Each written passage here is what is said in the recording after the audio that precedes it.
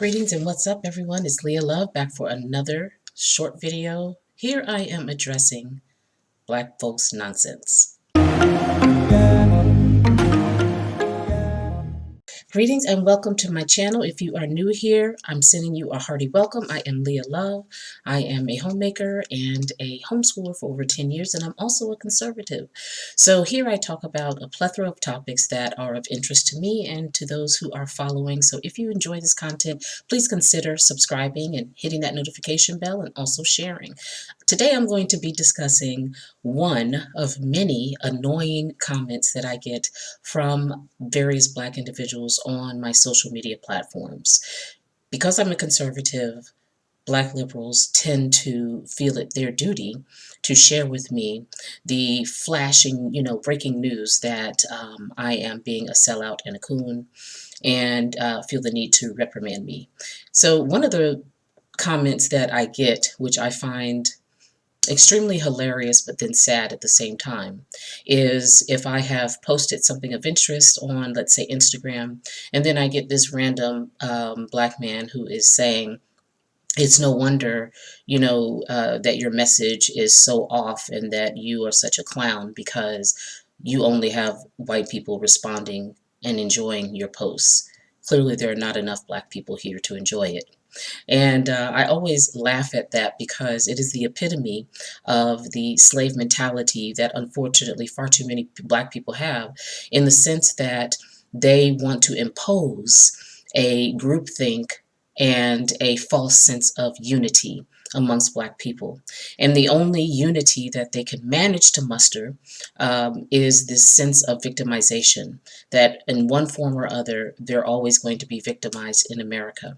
But at the end of the day, those who have done a bit of research and have cleansed their hearts and minds and really reviewed their history, their own personal history, not the full history of America, but their own personal history with a clean slate, and with 2020 hindsight, they realize that this narrative that Black people are so oppressed and in such dire harm in this country is actually not true. It's actually false. But the fact that Black people have tended to attach themselves to such a destructive narrative is because it's much easier to rely on a state of victimhood than to stand on your own 2 feet and compete in the current world as it is, in the world of 2020. We're not in 1890, we're not in 1900, we're not even living in the country that our great-grandparents or our grandparents were exposed to in the 40s and the 50s. And so for Black people in 2020, to maintain this narrative, it means that you are cutting off your options. You are shrinking your opportunities. And in other words, you are cutting yourself off from a vast majority of the American population. And by doing that, you are, creating a sense of insular bubble, which doesn't allow you to be informed and to shift your reality. And so because I have a lot of diverse people on my page, and particularly a lot of white people, I've got a lot of Latinos, I've even got Asians who follow my social media, and because they are eager to share, they're eager to experience the American experience, which is a melting pot, they have no problems with reaching out across cultural groups and forming ties with various people. They have various friends in their own inner circles from various cultural and ethnic and racial backgrounds, and they're living in what is the reality of America. Unfortunately, the vast majority of Black people are living in their own insular bubble, which states that though in reality, you have so many Black men impregnating and marrying white women and Latinos. You see them on shows all the time. You see the Kardashians. You see all of that. But they still want to claim that they're oppressed in America. And there was a time in America when Black men could not date, much less sleep with, much less even look at white women or women of other races. And now they're free. They're going buck wild. And so to me, that's just one of many examples. But I know you can never reason with a Black person who is hell-bent on being oppressed. There is no amount of examples that you can give them to prove their reality is wrong, because they are absolutely committed to it. Because if they're not, their world falls apart.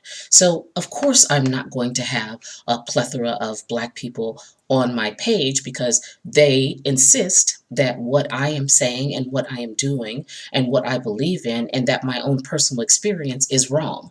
And if my personal experience is wrong, they're of course not going to follow me unless they want to troll me.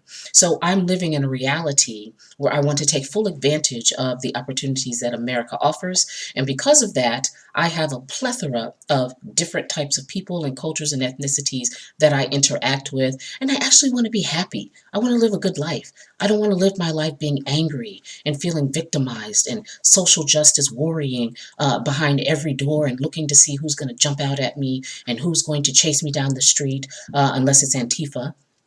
I actually want to live my life. I don't have very long. We only have 80, 90 years, the vast majority of us. That's not a long time. Why live it in this insular bubble with a life unfulfilled? So that is one example of many of Black nonsense that I experience on social media. I love that you're here. Thank you so much for supporting my channel. If you enjoy this, I highly recommend that you follow me. I also have a new account on rumble.com, and that is another video platform much like YouTube, except for a lot less censorship. And so I am Leah Love Online on Rumble. And I'm also Leah Love Online on Parler. That's Parler.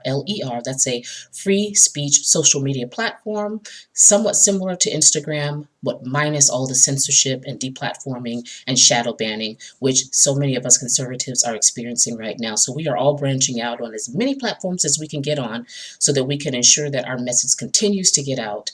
And the more free speech, the better. Take care, you guys, and I'll see you next time. Bye-bye. Thank you for watching my content. I really appreciate your coming back for more.